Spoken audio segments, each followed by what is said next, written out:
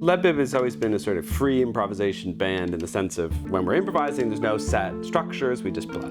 Actually, when I first started thinking about this project, I wanted the album itself to be experiential, sort of. And Dylan had worked with us on the last record, and I said to him, you know, I've got this idea, I'm thinking like to do somehow a film that is going to be, you know, cut to the record, but also we're going to play live to it. And he was like, great.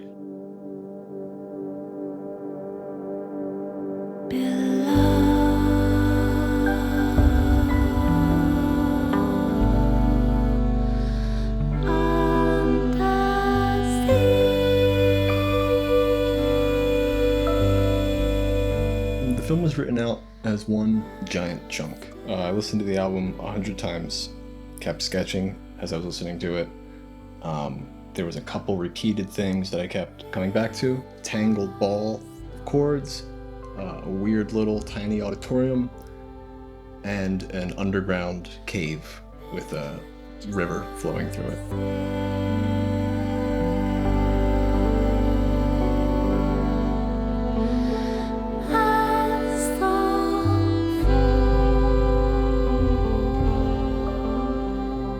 I had sort of thought of it as this like anti-protest record about how it was taking people out of the troubles of every day somehow. And I think there's an Art Blakey quote, and I'll get the quote wrong, of course, but something about how music should wash the dust off everyday life.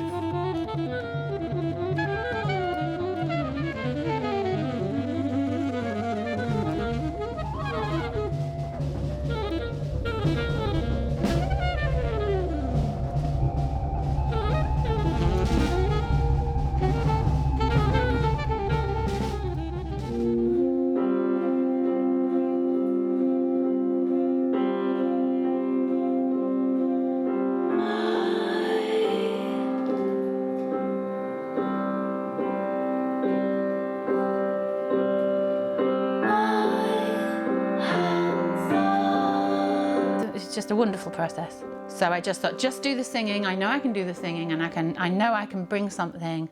But then I needed to write lyrics, and thank God I needed to write lyrics, because it was brilliant for me to write those lyrics and to be more a part of the process.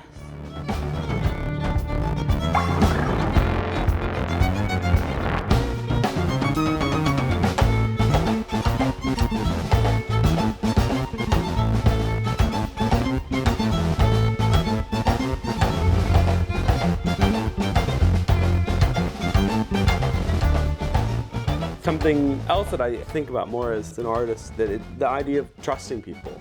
I think that working with Sharon and working with Dylan, two people who, you know, were sort of new to the project, I felt that I could trust what they were doing, and then I could say, these people are going to come up with something great and something better than I would have thought of myself. I know where you are.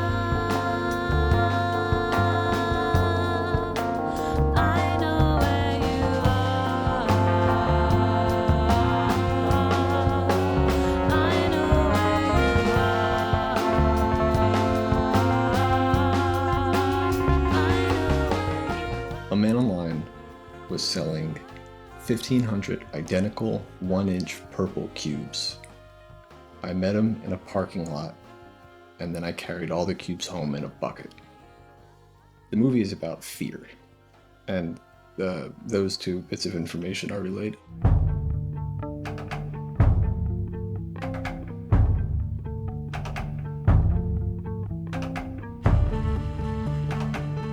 I'm taking Dylan's film, which is already very fast cuts and choppy bits that work really well with the music, and I've built some software using Touch Designer. Well, yeah, obviously there are certain parts where the band stray away from the album performance and improvise, which gives me an opportunity to almost play the software like a piano and cut different shots that I like and make it really manic. In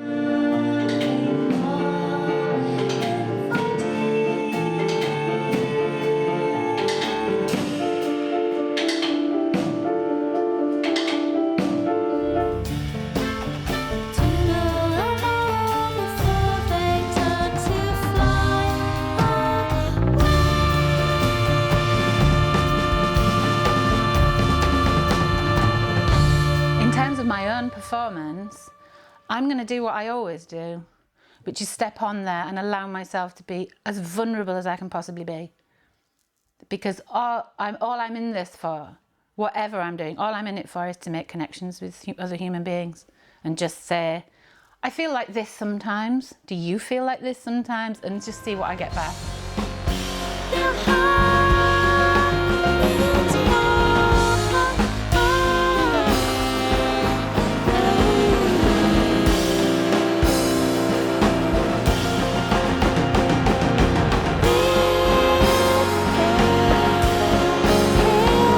But somehow working with the film and working with the music hopefully makes it this sort of otherworldly experience. You know, I was also thinking of Ken Kesey and the acid tests, this sort of idea that the band and the audience and the whole event was somehow all connected. And everyone was sort of one thing somehow. And it's like it's a little bit hippie trippy, I suppose. But that sort of vibe, you know, it is like a sort of hippie trippy vibe. Why not?